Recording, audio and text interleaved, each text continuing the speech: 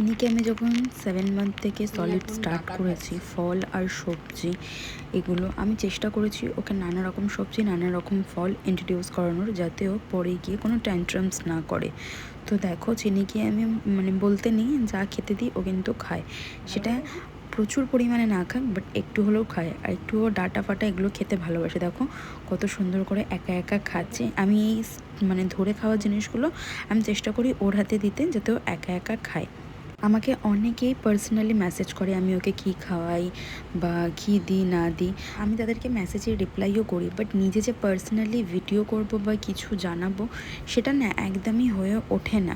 তাও তো এই ভিডিওগুলো যাই হোক করে দিই, বাট এরকমভাবে আলাদা করে আমি ভিডিও আমার পক্ষে এখন করা হয় না। চেষ্টা করি মাঝে মাঝে। তোমরা শুধু দেখো ও কি সুন্দর মন দিয়ে একা একা খাচ্ছে ডাটাটা।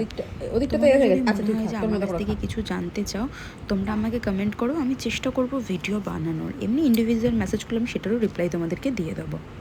হয়তো তোমরা মেসেজের রিপ্লাই পেতে লেট হতে পারে, বাট রিপ্লাই তোমরা পেয়ে যাবে।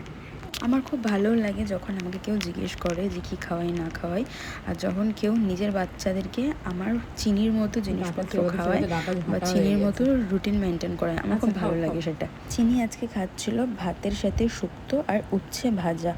তো আমরা আমাদের যেমন উচ্ছে ভেজেছিলাম সেই উচ্ছে ভাজাটা আর ভাতের সাথে শুক্তো দিয়ে, তো শুক্তো ডাটাগুলোই ও চেবাচ্ছে। থাক, ওটা পড়ে গেছে, থাক, মুখে যেটা আছে সেটা খাও।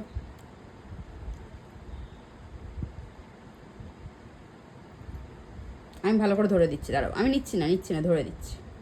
সজনে ডাঁটা খাওয়া কিন্তু বাচ্চাদের জন্য খুবই ভালো, আর সেটা তোমরা স্যুপ করেও দিতে পারো, বা যখন বাচ্চা একটু বড় হয়ে যায় চিবিয়েও খেতে পারে, তখন তোমরা চেষ্টা করো তোমাদের বাচ্চার খাবারে সজনে ডাঁটা রাখার।